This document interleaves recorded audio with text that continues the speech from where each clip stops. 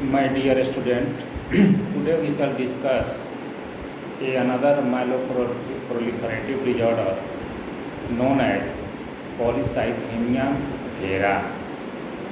So let us try to define polycythemia vera. Actually, polycythemia vera is a myeloproliferative disorder characterized by overproduction of all three components or element of myeloid series, meaning by in this condition all three elements of myeloid series are going to form in large number. Three component means RBC is going to produce in large number, WBC also going to produce in large number, and platelet is also produced in the large number. So all three cells, RBC, WBC and platelets are produced in large number due to the malignant proliferation in the myeloid series. So the basic defect is located in the bone marrow. There is an autonomous stem cell proliferation that lead to the overproduction of all three components of myeloid series. So due to the presence of large number of RBC, WBC, platelet, variety of manifestation is going to develop. So in this way, the polycythemia vera may be of two types. One is primary and another is secondary. Primary, actually it is idiopathic, the etiology is unknown, but the basic defect is that there is clonal proliferation in the hematopoietic stem cell involving the myeloid series that lead to the overproduction of all three types of cells from myeloid series. But in case of secondary polycythemia vera, it is secondary to the other condition, that there are some condition in which the erythropoietin secretion is going to increase, and due to the over secretion or production of erythropoietin, large number of RBC especially is going to produce. The hematocrit level is also going to increase, and sometimes it gives the picture just like primary, but actually in this condition the erythropoietin level is increased, whereas in the primary polycythemia vera it is going to decrease, and the RBC hematocrit level both are increased in primary as well as secondary polycythemia vera. But in secondary polycythemia vera, WBC count, platelet count are not accompanied by the increased RBC count, meaning by the WBC count and platelet count remain same in case of secondary, but in case of primary, as you know, that all three cells are going to increase in number. Splenomegaly, it is also a very important difference between two, primary and secondary, that is splenomegaly is more markable in case of primary polycythemia vera, but it is less marked. Actually, the secondary polycythemia vera occurs in certain conditions, like in case of hypoxia at high altitude, smoking, pulmonary hypoventilation, some of the tumors that are associated with the increased production of erythropoietin, like renal cell carcinoma, hepatocellular carcinoma, cerebellar hemangioblastoma, leiomyoma, or sometime in case of a certain other tumor that there is a focal production of the erythropoietin that may lead to the overactivity of the erythroid series, and there is production of large number of RBC. So in this situation, the secondary polycythemia can be seen. In some of the other conditions like dehydration, burn, in this condition there is a loss of plasma and so the plasma undergo hemoconcentration, so the hematocrit level is going to increase, and that lead to the polycythemia like picture. But it is not actual polycythemia, it is a just a relative condition that the plasma is lost, and so the hematocrit level is going to increase, RBC number is going to increase, and that give the picture just like primary, but it is not actually going to happen. So in this way, the secondary polycythemia vera is going to develop, and we are able to differentiate from the primary, because in the primary the main defect is in the bone marrow. There is a clonal proliferation of myeloid series, whereas in the secondary some of the causes are going to seen in the patient. They are associated directly or indirectly to the increased production of erythropoietin that lead to the hyper production of RBC. So in this way it is going to differentiate. So far the etiopathogenesis is concerned of polycythemia vera. Exact etiology again it is unknown, but it has been seen that the polycythemia vera is very commonly, very important way it is associated with the cytogenetic defect, and so the pathogenesis is best explained on the basis of cytogenetic study and molecular basis. 95% of the cases show that there is a basic defect in the gene, in the chromosome, and that may lead to the initiation or progression of polycythemia vera. It has been seen, the cytogenetic study shows that in case of polycythemia vera, there is a mutation of a molecule that is known as JAK2, Z, capital Z, capital A, capital K, JAK2 molecule in exon 14. JAK2 molecule in exon 14 undergo mutation, and that mutation lead to the overactivity of an enzyme that is known as tyrosine kinase, and that kinase again causes proliferation of myeloid cells, myeloproliferation, and that ultimately lead to the development of polycythemia vera. And this association of mutation of JAK2 with progression or development of polycythemia vera is already proved in the cytogenetic study. 95% of cases are going to associated with this mutation of JAK2 located in exon 14. Exon 12 is also going to affect seen involved, but 14 is most commonly most known. And because it has been not only by the cytogenetic study, but the therapeutic value is going to seen here, that indicate the relation between the JAK2 abnormality along with development of polycythemia vera.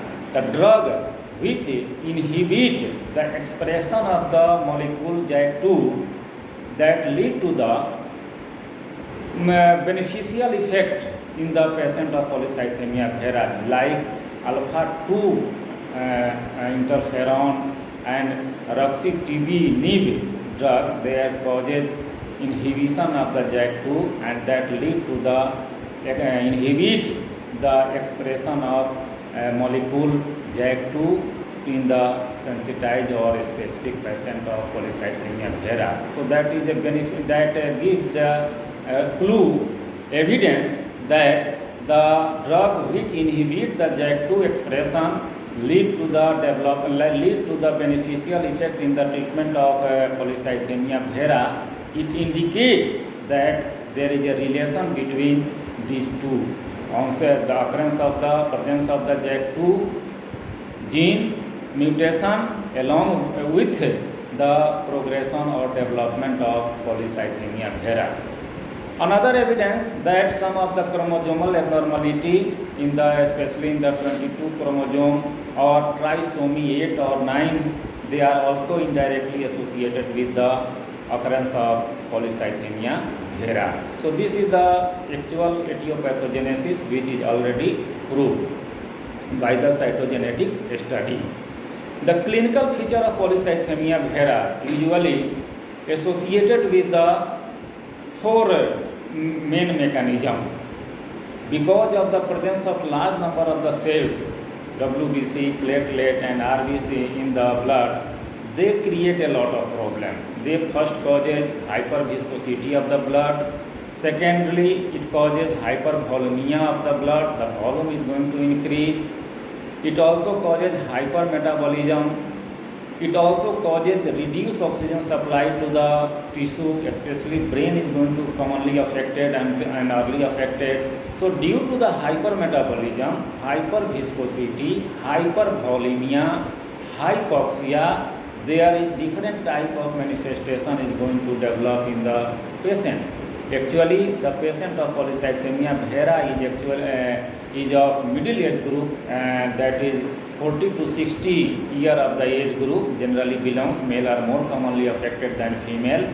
And the usual presentation, because of this 4-5 mechanism, the patient suffer with headache, there is giddiness, there is vertigo, there is blurring of the vision, there is tinnitus, there is hyperuricemia because of the hypermetabolism. As the viscosity is going to increase, so the flow of the blood is going to decrease. That may lead to the more chances of formation of thrombus. So there is a chance of thrombosis in case of polycythemia vera. The platelet function is going to abnormal. So due to the disturbance in the flow as well as the platelet function, that create predisposition to the thrombus formation. And another problem in the polycythemia vera is the increased bleeding tendency, and it is because that the hemostasis is going to abnormal, the platelet function is going to abnormal. So there is a mucosal bleeding is going to seen in the form of peptic ulcer or in the form of epistaxis. So this type of manifestation is going to see in case of patient. There are two major important things here, that the increased bleeding tendency and thrombosis. This is a major complication is seen in case of patient of polycythemia vera, and this is the most common cause of morbidity and mortality in case of polycythemia vera. So in this way, when the disease develops progressively, it is a progressive disease, it is a chronic disease, there is increased enlargement of the spleen, so there is a splenomegaly. Urate crystal is seen in kidney or urinary tract because of the hyperuricemia, because of the hypermetabolism of in the patient. So in this way, the different type of manifestation is going to see in the patient. Due to the thrombosis and bleeding tendency, the elective surgery in the patient is going to sometime avoided if the patient is suffering from polycythemia vera. So this is the usual presentation of patient suffering from polycythemia vera. The next important fact regarding the polycythemia vera is the diagnosis. So diagnosis is again made by the laboratory findings as well as cytogenetic study. Laboratory findings में क्या मिलेगा? You can easily understand there is 3 component undergo the overproduction. So in case in the blood, the hemoglobin concentration is more than the normal. It is about more than 17-18 gram per dl. The RBC count, the morphology is same as maintained, but sometimes it becomes microcytic and hypochromic because the iron is going to decrease in case of polycythemia vera. Why? You can easily imagine क्यों iron कम हो जाएगा? Because there is a increased hemopoiesis. RBC production is going to increase. So the stored iron is utilized in case of polycythemia vera, and that may lead to the sometime microcytic or hypochromic RBC, but it is not so important. But the count is RBC count is no doubt more increase, and it is increase in be upper more than the upper limit of the RBC count. The hematocrit level is also going to increase. It is about more than 50-55%. WBC count is also going to increase. It is more than 15,000 per microliter, और इससे भी ज़्यादा हो सकता है 20,000 per microliter. The morphology is maintained, but there is more chances of basophilia, and basophilia may lead to the increased production of the histamine, and that may lead to the pruritus, generalized itching in the patient suffering from polycythemia vera. There is generalized itching because of basophilia and eosinophilia. Next important changes in case of platelet count. The platelet count is also going to increase, and the increase it is also in abnormal function in the platelet, although the morphology is same, but the function is abnormal, so that may lead to the abnormal hemostasis, or that may lead to the chances of bleeding tendency and thrombus formation. The vitamin B12 level is going to increase because the transcobalamin 3 is going to produce much more from the increased WBC count.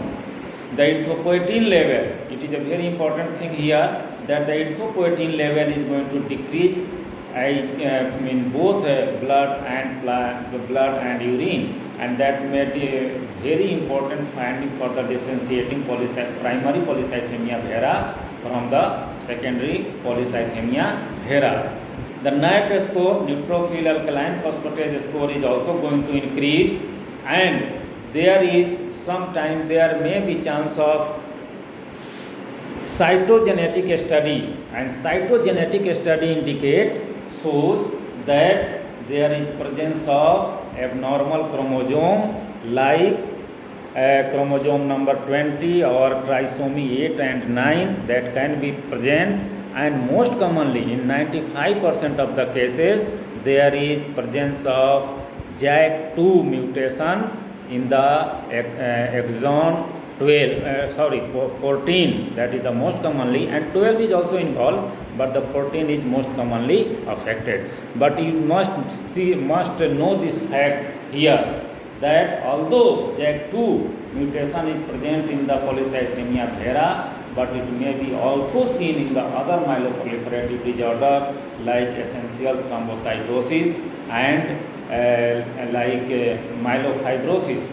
तो यहाँ ये बात तय है कि JAK2 का mutation इसमें बहुत कॉमनली प्रेजेंट होता है पॉलीसाइथेमिया वेरा में, लेकिन ये दूसरे भी माइलोप्रोलिफरेटिव डिसऑर्डर में पॉजिटिव हो सकता है। तो अगर हम लोग डिफरेंशियल डायग्नोसिस करते हैं तो ये सब बात पर ध्यान देना पड़ता है इन case of polycythaemia vera. So far the bone marrow is concerned, in case of polycythemia, the bone marrow is hypercellular, the white cell is very much hyperplastic and hypercellular. There is reduced iron load in the bone marrow because the iron is more utilized in the enhanced hemopoiesis, because its white cell is very much active here. So the stored iron is going to utilize in the RBC formation. So in this way there are many changes, specific changes are seen in the bone marrow. The most important is that the erythroid series is very much active. So far the differential diagnosis is concerned, differential diagnosis हम लोग अगर polycythaemia vera को करना होगा तो पहले तो हम लोग सेकेंडरी से ही करते हैं, क्योंकि सेकेंडरी एक ऐसा कंडीशन है जिसमें भी आरबीसी काउंट बढ़ा रहेगा, हेमेटोक्रिट लेवल बढ़ा रहेगा, उसमें भी पिक्चर जो होगा लगभग प्राइमरी के जैसा देगा, लेकिन बहुत सारा पॉइंट है जो कि डिफर करता है, क्योंकि the secondary polycythaemia vera, although there is RBC number is increased, hematocrit level is going to increase, but it is not accompanied by the increased WBC count and platelet count, and splenomegaly is absent in case of secondary polycythemia vera. So in this way the erythropoietin level जहाँ की बात है, जहाँ primary में वो normal या decrease रहता है, यहाँ पर ये बढ़ा रहता है. तो this is the basic differentiating point in case of polycythemia vera. Primary polycythemia vera can be differentiated from secondary. Another differential diagnosis is made by the other myeloproliferative disorder like essential thrombocytosis.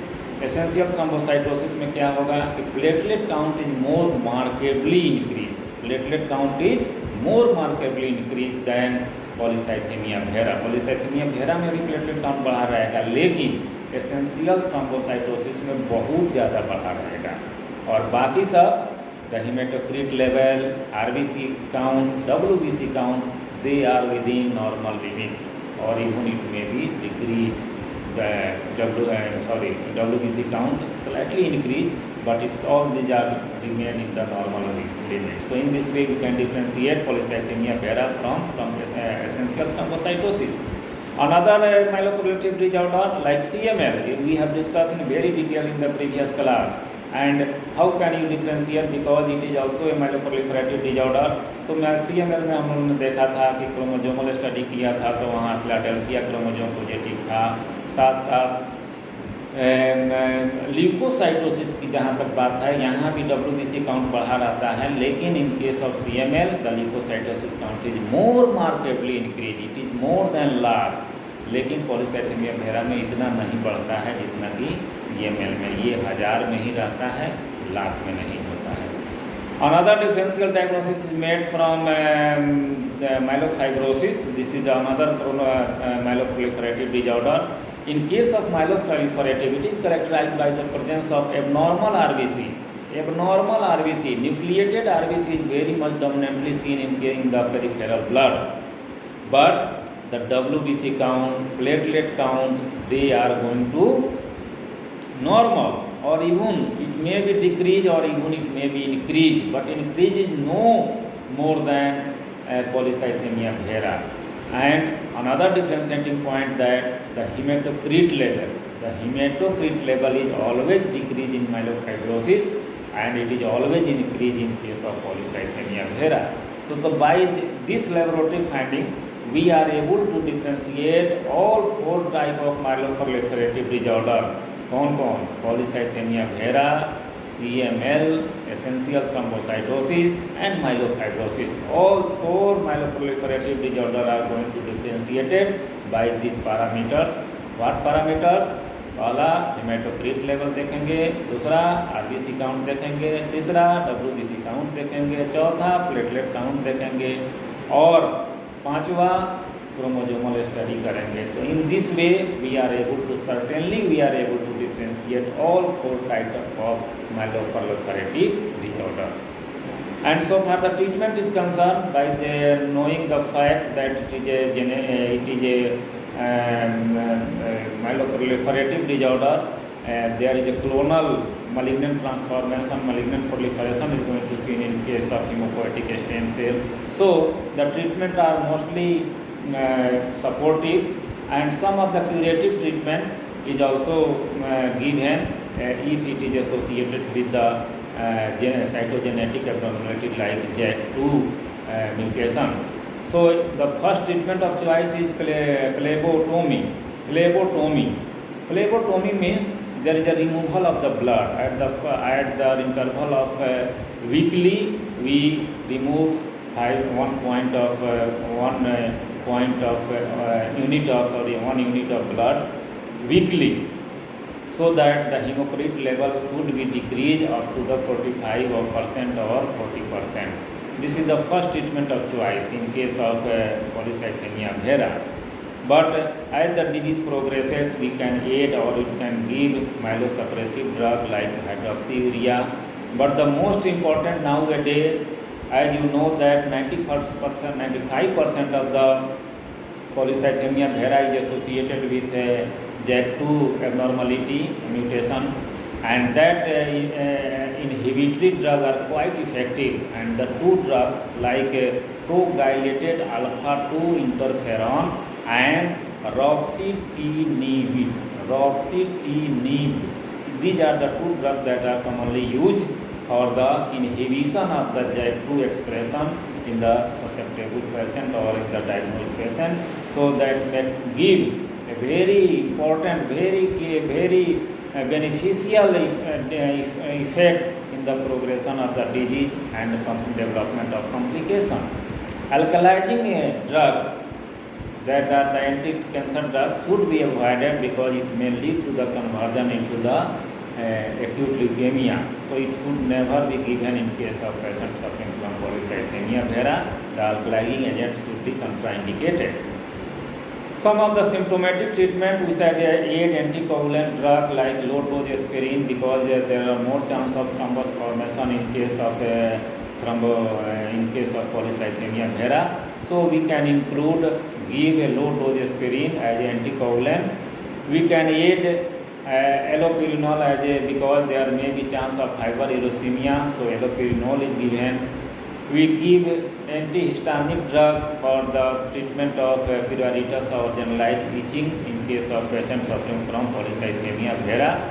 So in this way, phlebotomy, JAK2 inhibitor, myelosuppressive drug, certain uricosuric drug, certain anticoagulant drug, and certain antihistaminic drug, these drugs are quite effective in the supportive as well as some of the curative treatment in case of polycythemia vera. But because polycythemia vera is associated with the bone marrow defect, so the treatment overall the survival is 10 to 12 years only, and it has been seen that in the 5% or 25% of the cases of polycythemia vera is converted into CML or myelofibrosis. In 25%, it may be converted into CML or myelofibrosis, and some of the rare condition in case of 5% of the cases,